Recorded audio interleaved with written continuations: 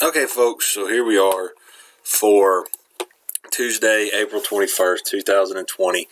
And what we're going to start basically, guys, looking at as far as everything else is the last section, all right, for economics. So this is going to be due by Friday, May 1st, all right? This is the last day for you guys that are seniors and everything else kind of in between. But this is the last section of stuff that we're going to do, all right? So this is going to cover us for about the next 9 to 10 classes, everything else that we have kind of going on here. So that's where we're kind of kicking off today and kind of showing you guys through everything else that's been happening. So again, guys, just to kind of re-up you on everything, no more in-school classes. That's, again, subject to change. All testing's canceled. School buildings are closed to accept essential persons. I believe they're opening that up for like 2 or 3 hours every other day. So you might want to just call and check and see. I do know they're allowing some people, they did yesterday afternoon, to come by and pick up paper packets or whatever it is you might need to do. Again, May 1st is the last day for you seniors. That's not this Friday, but the next following Friday. We're supposed to get major updates on prom and graduation by the end of this week. We'll see if that actually happens. I told you guys this yesterday. Don't count on prom to happen. Graduation, they've got some late June and late July dates as a very distinct possibility for you seniors to have some form of graduation commencement ceremony as well. All right, so here's the situation, guys, that we found ourselves here for Section 7 and everything that kind of goes along with it. So you'll notice right there, I've posted everything from April 21st, all right, through May 1st and everything else that kind of goes along with it. So look, you've got an e-folio that has 3 assignments on here.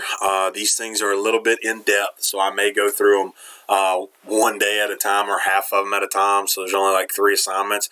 These are real life things that you're going to have to do on your own, but it's very, very in-depth and detailed stuff. I will try to help you out as far as going through all this. The review, all right, is labeled a real life survival outline. This is another Google sheet. It's not a Google Doc. It's a Google Sheet, so you can see the 2 Google Sheets up here at the top that have everything on there. Then, as always, you guys have a paper packet for Section 7 that you can do in replacement of that as well, with an answer doc that I'll be going through with you guys today, hopefully without too many issues or problems at the exact same time, all right? And then you've got this link, guys, that I'm telling you will help you out a lot, especially if you want to actually look at this and figure out what's going on with everything for economics as well at this particular point in time.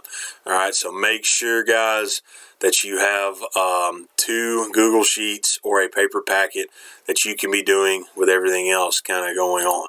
So this is the situation, guys, that we're going to look at for Section 7. Section 6 finished the idea of using credit, which is basically borrowing money to pay for stuff. That's what this whole thing is.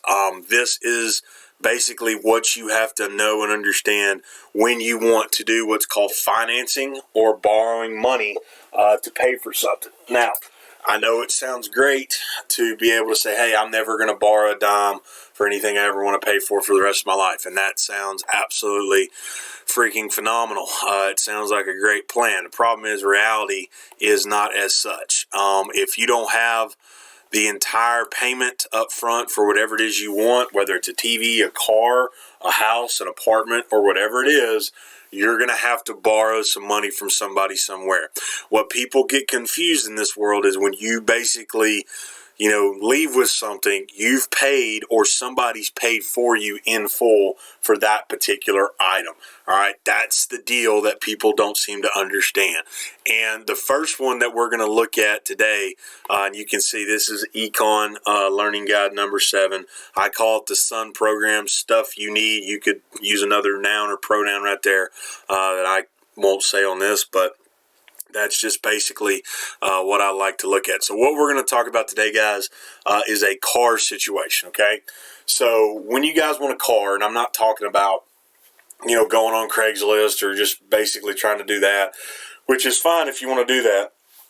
for the rest of your life. Good luck finding some quality cars and stuff on there. Every now and then you get lucky, but most of the time you're going to end up finding some kind of clunker or some kind of lemon that's going to screw you over. But anyways, I'm talking about when you want to go to a dealership, you want to go online to Carvana, or you want to get a car that's new or used and you basically get it to make it your own.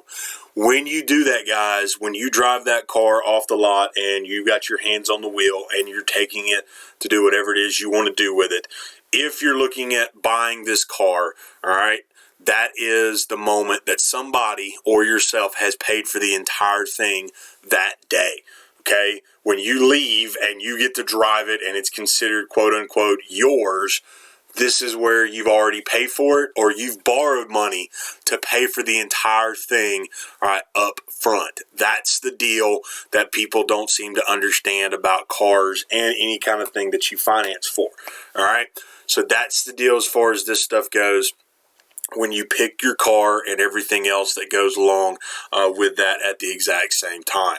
So what we're going to look at today, guys, is basically at the end of the day, people want to know, and this is what I tell people when you start looking at cars, if you ask no other questions, make sure you find out what your monthly payment is at the end of the day, so you know how much you're going to have to pay every single month until that thing's paid off and it's 100% outright yours without any more payments.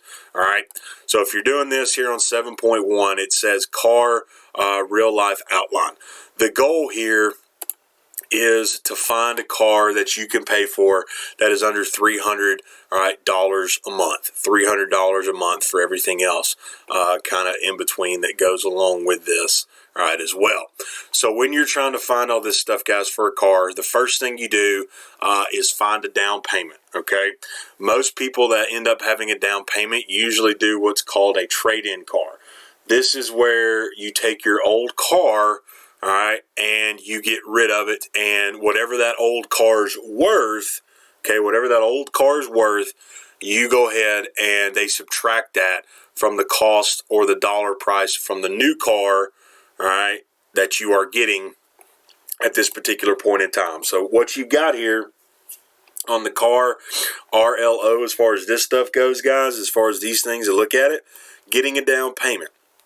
Okay, what I wanted you guys to do is to go ahead and find a car that you would like to trade in on that particular car. Okay, so what you end up finding as far as this stuff is find the current value of your current car to trade in at the car dealer so you can have a good size down payment. So you can use this website and look up a car. Give me the make, guys, that's the company that makes it. Chevy, Ford, Volkswagen, that kind of thing. The model, that's the name of the car. Chevy Impala, a Ford Focus, a Volkswagen Passat, that's the name of the car. Then you have these things called VIN numbers. They're vehicle identification numbers. If you guys click on these things and then you open this up, so like I'll show you guys some of this stuff so you can see it. And I'm just going to look up, everything, so it doesn't really matter. So if I just look this up, and this is just a 2007, so there's the make of the car, Mitsubishi. There's the model, which is a Lancer. If you click on this, all right, and open this up, you'll notice it has the price, it has the vehicle history, it has all this stuff. Then it has a VIN number, okay? It's this long, looks like about 20 character number right here that you can use. What you do is you go to this website right here, and I can copy this, and then you can literally go in here, paste that number into this, or copy it down and type it in if you want. I would rather just copy and paste, as you can see here in just a second. Once my computer, there you go. So once you search this, guys, the VIN number is vehicle identification number. This basically looks at literally everything that's ever happened with this particular car. So for this 2017 white Mitsubishi Lancer, I'm researching literally everything that's ever happened. All right, and you can see all this stuff like this. It's had an accident. It had a wreck May 22nd, 2019. And then it has all the other records where it came from, all this stuff. Originally made in Savannah, Georgia, all these different kinds of things as well. So what you do is you just put all this stuff in here, and you have all this stuff, and then you put the price down. So if they're going to charge me, what do they say here, $6,950, you can literally just put this price down. That's how much you're going to get, all right, for your trade-in car. Okay, $6,950 at the end of the day. This is how much, whatever price tag for your new car that you want, all right, you're going to get as far as this stuff is concerned. Okay, so that's what you've got right there. The next thing you've got, guys, as far as this stuff goes, for everything else, is you're going to basically pick a car, okay? You're going to pick a car, and then you're going to have to figure out, all right, one, how much money it's going to cost you, and then two, how much money it's going to cost you to borrow money to pay for that. So I'll give you guys an example. I got this 2017 car that is my down payment car. All right, that's how much money they're going to give me. I'm going to change this up, and I'm going to get, let's say, a $20,000 brand new Nissan right here. All right, so you see $20,992. I got to take this $6,950 and subtract it, okay, from that $20,000 car. All right. So if I was to go ahead and look at this, so if I take that $20,992,000 car and I subtract $6,950, this is how much money I've got to borrow. $14,042. All right. So how did I get that? Again, this is how much that new car is going to cost me. I want my new Nissan Kicks. I got $20,992. I ended up having, and I'm trading in a car that's worth $6,950. Once I subtracted those two out, I'm left with $14,042. So here's a situation I'm giving you. If you don't have $14,052 in cash that day to get this new 2020 Nissan Kicks, guess what? You ain't driving this thing home, okay? Somebody's got to pay for that, you or a bank. A bank will loan you money to do this. So here's what I've given you.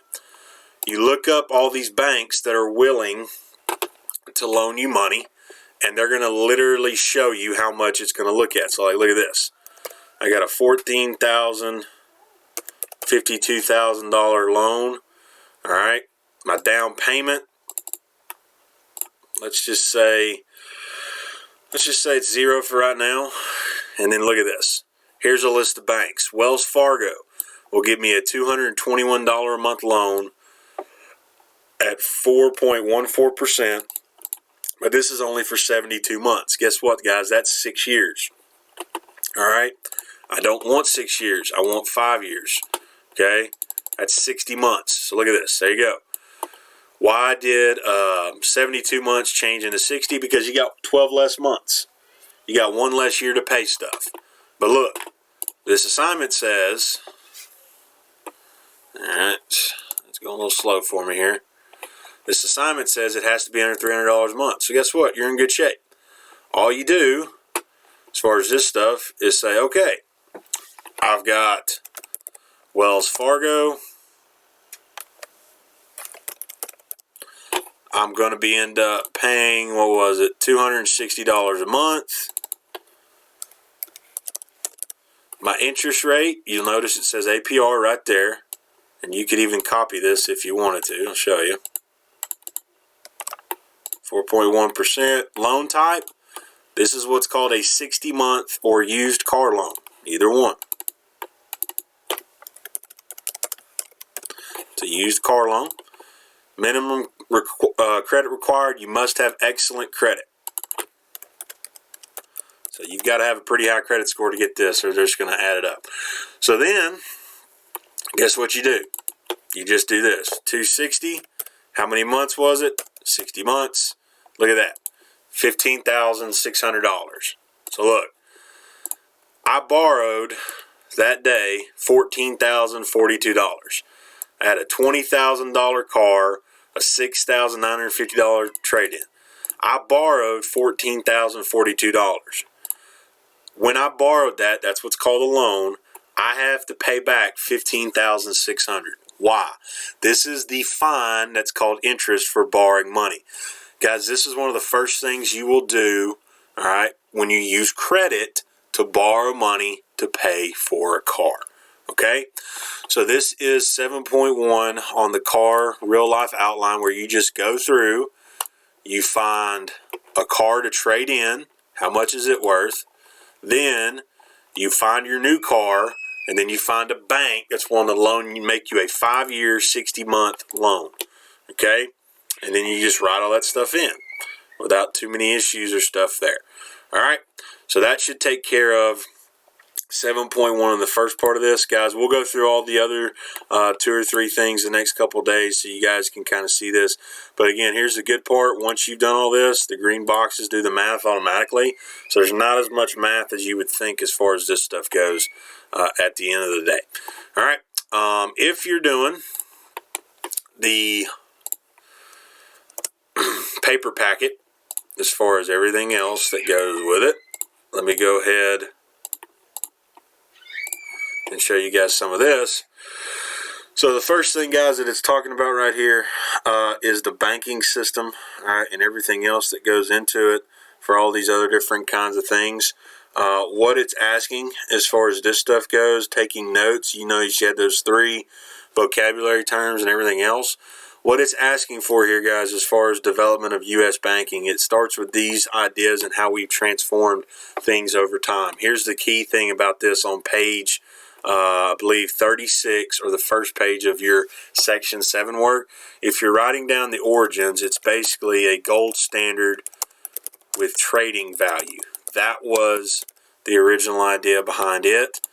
Then in the 19th century, we moved into this idea .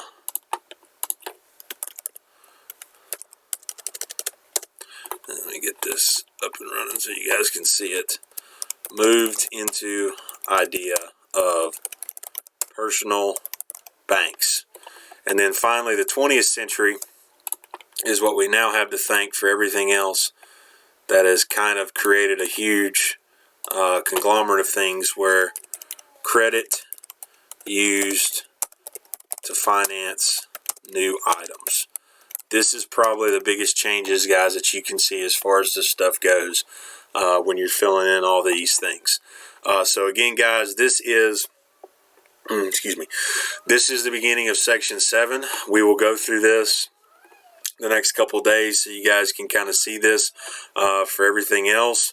All right, and then the last question we'll kind of get to, like I said, tomorrow for everything else as well.